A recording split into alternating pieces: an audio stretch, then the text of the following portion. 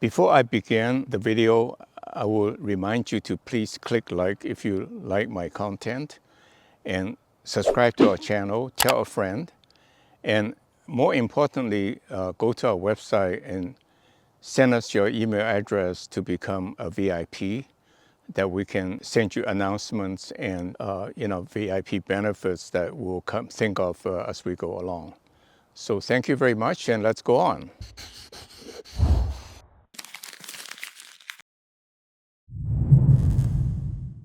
Well, this chapter is about the seasonal aspect of bonsai. You can think of it as seasonal chores you have to do to your bonsai. You can also think of it as a seasonal enjoyment you can get out of bonsai. So, for example, right now it's fall. Colors are changing. Your Japanese maple is turning red.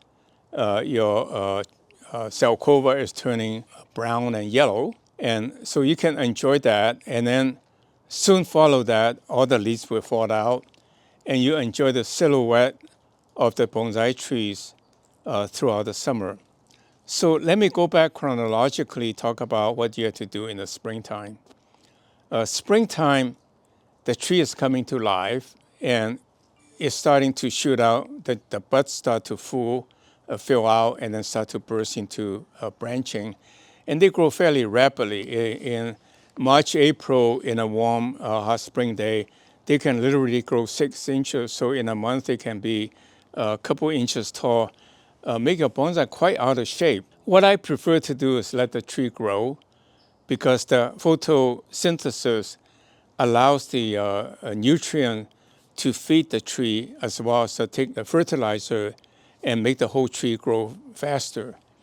And so I will clip my bonsai every couple months, or every couple 3 months, or even every month. But it's to allow time to grow and also increase ramification by clipping. And so that's what you do in spring. And then spring is actually a very active time, as you notice for your roses and all that. Aphids tend to grow very fast. So bonsai is less likely to catch that because it's in a separate area in your garden. But nonetheless, a little squirt of insecticide or even alcohol will help keep your trees healthy. And then it's also time to do cutting. While you do the cutting off the 10 long tender shoots that are somewhat hardened, you can cut them into 4 to 6 inch pieces and put hormone on it, rooting hormone on it, and put it in a rooting medium comprised of perlite and coconut coir or peat moss. They will root fairly quickly in about 4 to 6 weeks. So you have a way to propagate your favorite tree. It is also time to repot.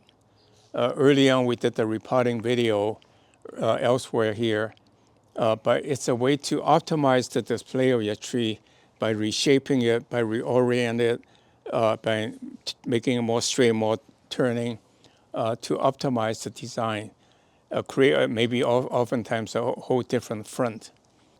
And then the summer comes, I think you have to water it a lot more carefully because the tree is less likely to dry out. And as I said earlier, if it dries out, then you have to soak it in a tub so that the water would hydrate the root ball, so the root ball will absorb water to keep the trees healthy. It's also a great time to do air layering. The idea is to gird the tree to disrupt the flow of the juices, and then put hormone on it and wrap it with wet moss, and the roots will come out. You can cut it off to have another tree. And the whole secret is to remove an entire layer of bark clean. And then the second secret is to keep it dry, never let it dry out. The moss should always be moist. This way, you will always be able to have you will have the roots come out, probably by late fall or early spring. You will have a nice, smaller bonsai and better shaped bonsai. And then when comes autumn, you start to do the final pruning. And we talk about if you prune it in the early autumn, a new set of leaves will come out. You will have longer green bonsai through longer season in the winter time, in the early winter. And then finally comes winter. Then you have to winterize your bonsai. The simplest, if you have a few bonsai, is to put it into a garage that's somewhat lighted. And for evergreen trees, take them out to sun from time to time, and even deciduous trees to go out to sun from time to time. And or bury it under the ground so that the root ball doesn't freeze to cause root damage. Aside from that, just wait for spring to come around, and then you get to enjoy the whole new cycle again. So from that standpoint, bonsai is a wonderful hobby. You get to enjoy the season, even though they're seasonal chores, but that's the price you pay. There's no free lunch. So I hope you enjoy your bonsai every season and every turn, and use it as a way to help you relax and to cope with the stress of work.